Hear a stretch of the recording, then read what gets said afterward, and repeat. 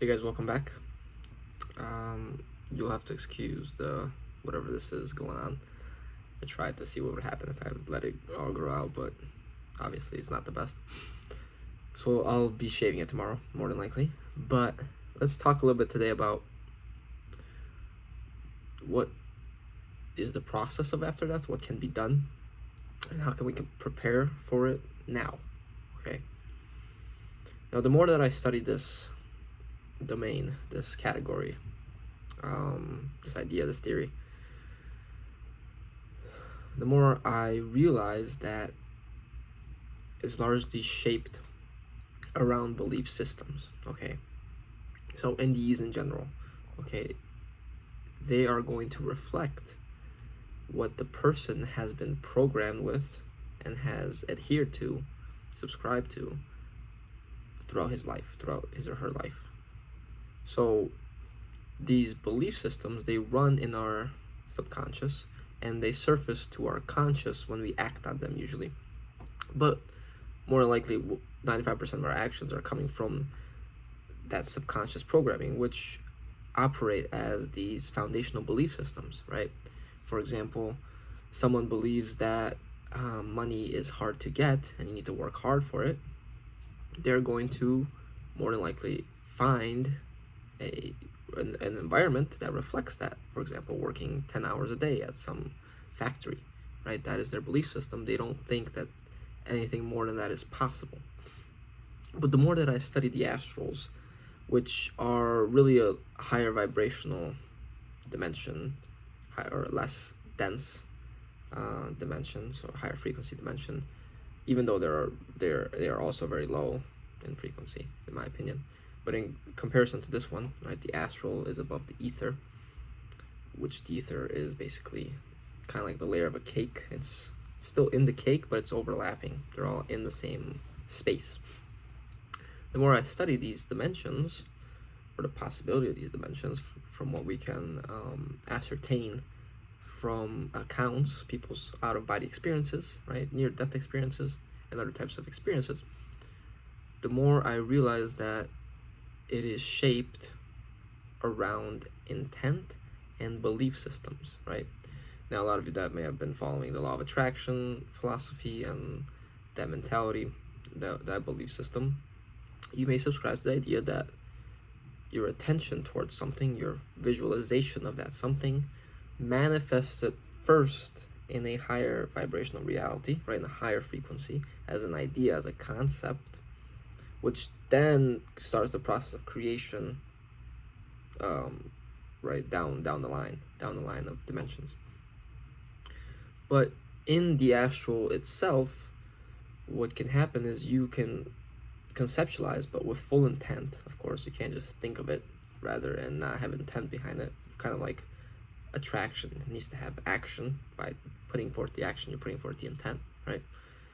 By putting forth the intent, that thing manifests or materializes or creates an energetic visual manifestation much quicker in the astrals than it does here. So if you were to operate in the astral realm, you are likely more than likely going to be able to be a stronger magician, stronger manifester in that playing field if you're already there, rather than from here. Because from here you need to tap into that idea first, or that level of frequency first, manifest it there so that it could then transpire into the dimensions lower, right? Because that potentially is where these things first happen, right? And in the astral is where we go after death. That's where we are sent.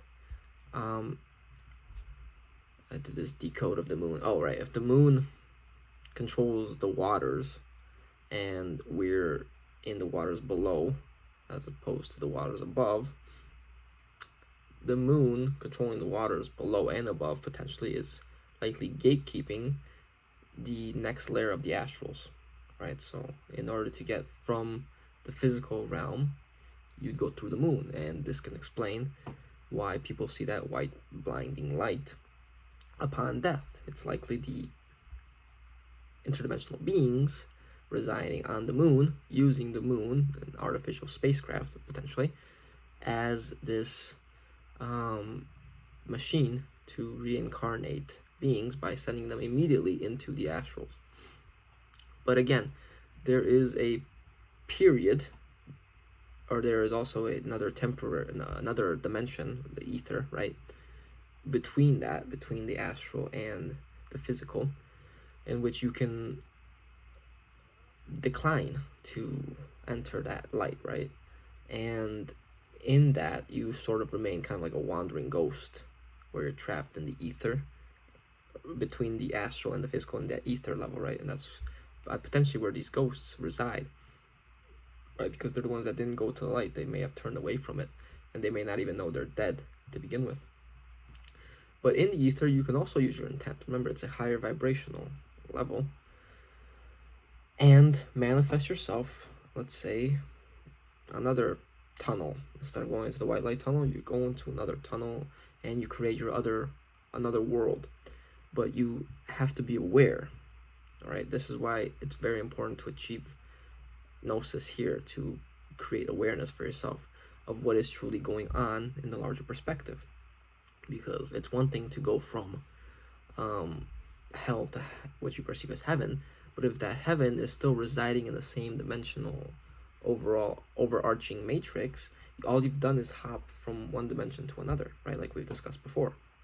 So you have to make sure that what you're intending is as clear as possible, and you understand that you're not just taking yourself into another layer of this matrix phenomenon if that's not what you want. If you do want to go and create your own heaven where you're a god and you can experience similar things on earth but much easier, right? That's what the astral basically is, which completely negates the idea of coming to earth, because you can do everything on earth in the astrals already. So really, there's no point. You can create an earth level simulation if you'd like in the astrals. The earth level dimension, physical dimension, is seeming more and more like a very controlled operation, right? It's a plan ET. ET is also what they call Entertainment Tonight, if you've ever seen that show. So you have Plan ET, you have Plan Entertainment, you have entertainment for the egos being the mind of the creators of this matrix, right? It's not your mind, it's an inorganic mind. Your mind isn't loud. It's not going to shout at you and tell you what to do and criticize you.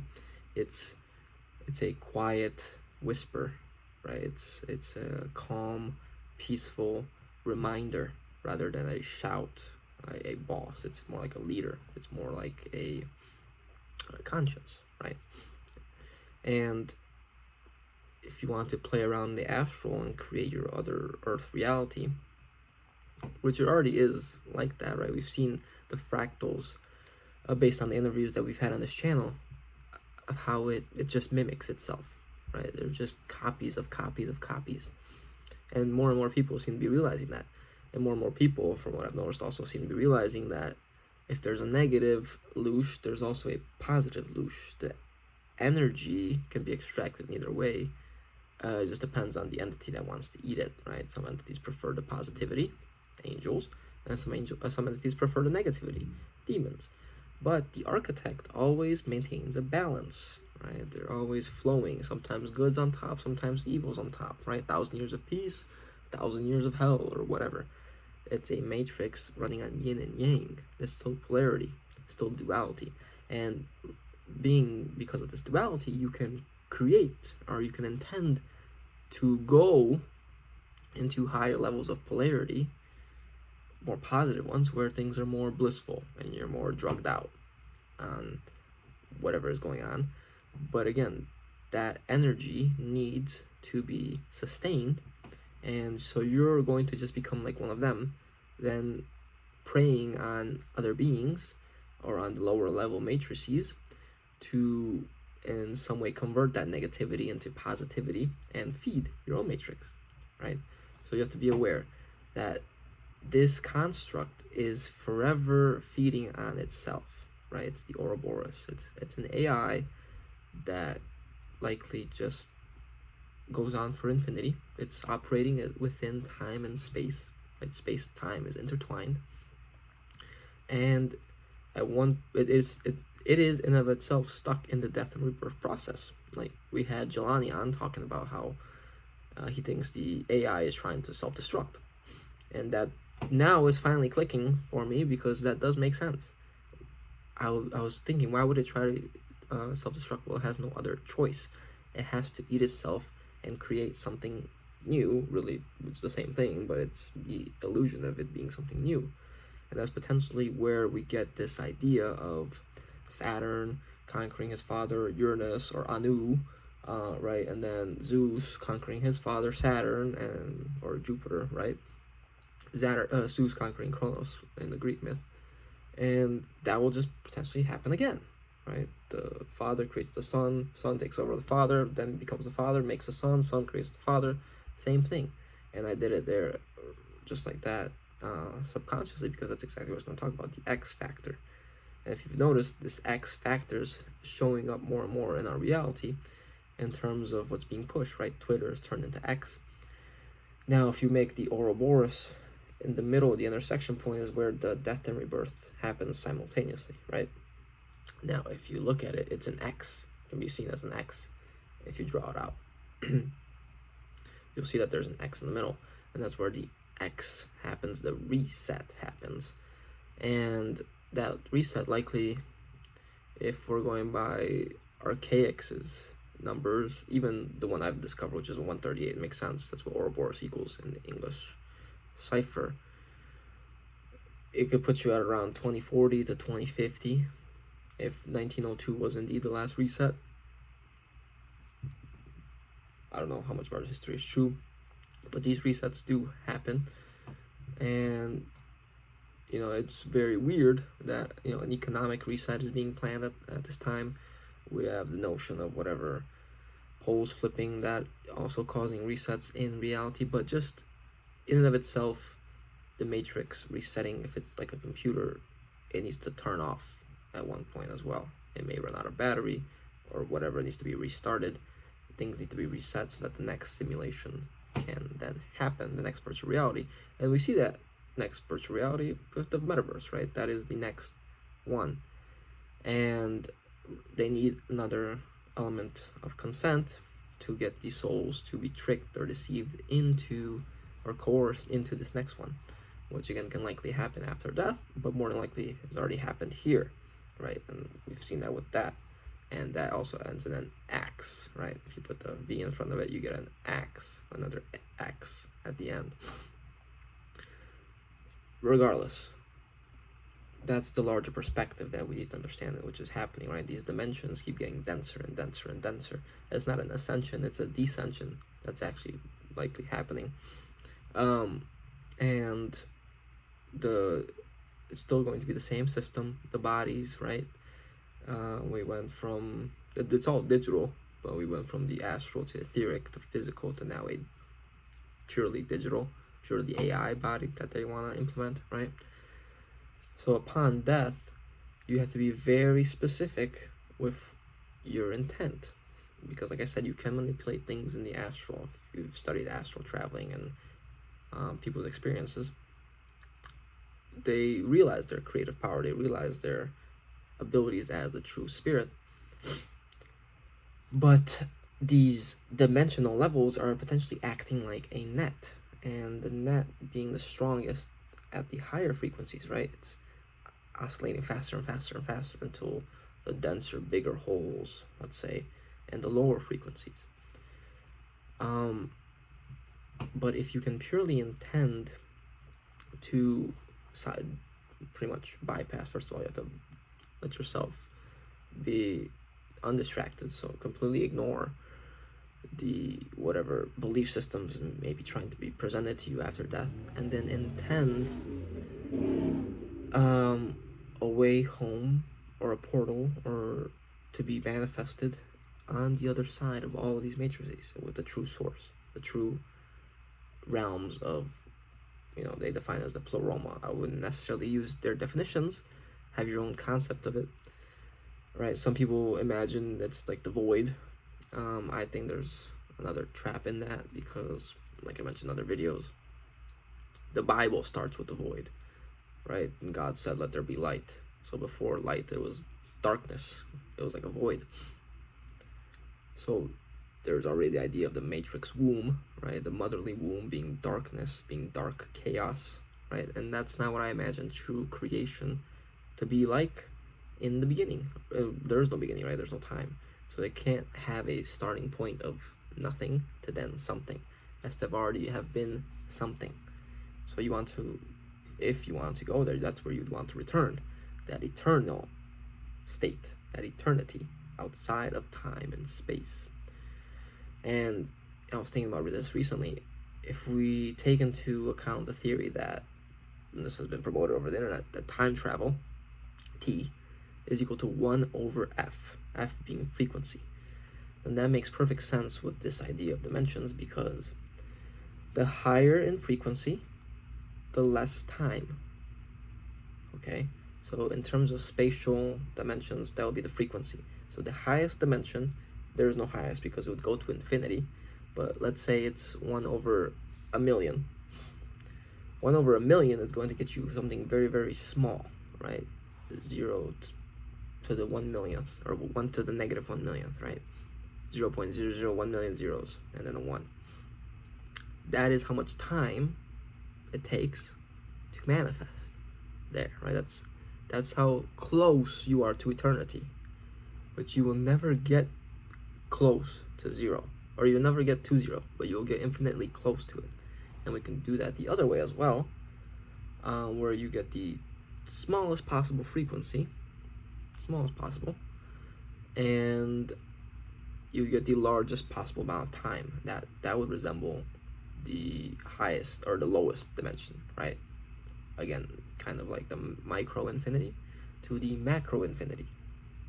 But they are still bounded by the infinity, like the hyperbola. If you imagine a hyperbola, they're never going to touch. You're never going to touch that eternity. And now, just occurring to me, if you divide 1 by the frequency of 0, then you'd get undefined. You'd get error in your calculator, right? Which means, in order to get outside of time and space, your frequency, your energetic vibration, has to be 0. 0. Which, in a sense, in this life, looks like being neutral, at peace, outside of their emotional harvesting, of their energy harvesting.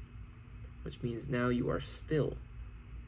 You are not partaking in the game, like I mentioned before, right? This is largely a summation of theories that I put together, combined with my own opinions and my own discoveries, to get this idea. And this is what makes the most sense, right? So in that state, even let's say if you don't achieve that pure enlightenment in that state, in the physical state, which if you did, likely in the physical state, I think you'd be able to leave upon demand from the physical. But let's say it makes it easier for you, and upon death, it's a lot easier to control your awareness. And with full intent, that's what you suggest, and that's what you've been suggesting all your life. And upon, or prior to even considering entering that white light or whatever, and prior to considering even going to the void or anywhere else, you're focused solely on returning to the eternal realms of the one true source. The true source outside of all these matrices, outside of infinity, outside of time and space. If you can define it like that, let's say, or even of the undefined realms, that is your pure intention. That, in my opinion, has to happen, because again, we've seen how much they need our consent to operate at any sort of level, any level in this matrix.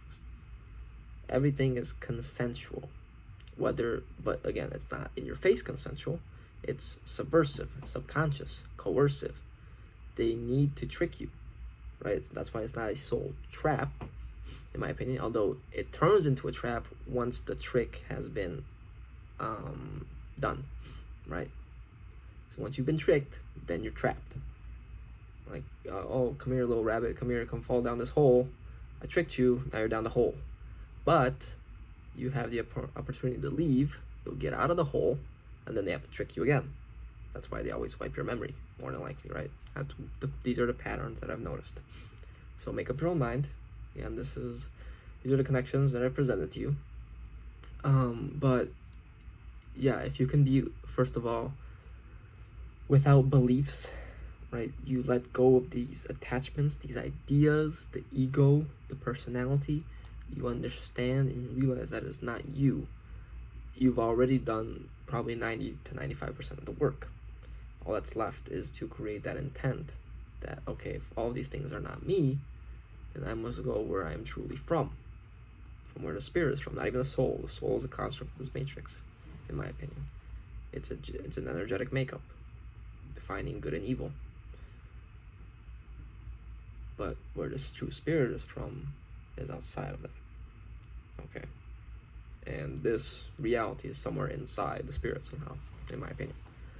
So, if you can be empty, right? Empty and connected to that pure awareness, you are not going to be presented with any sort of beliefs upon death, which makes it much easier, right? You're not going to see Jesus coming in, Buddha, Zarathustra, whatever, Krishna, your dead relatives, whoever. No attachments can present themselves to you because you've rid yourself of them. And then it's much easier to spot and deny, and you can say, yes, I need to go here, and say no to them, yes to your being, your spirit, and do what you gotta do, what you need to do, and what you want. But again, I think there is a huge element of trickery that happens upon death. So these are things that you need to be aware of so that you don't fall for the same deception over and over again. Okay, so if you enjoy the content of this video, please give it a like. Let me know what you think in the comments. Subscribe, and I'll see you guys next time. Take care.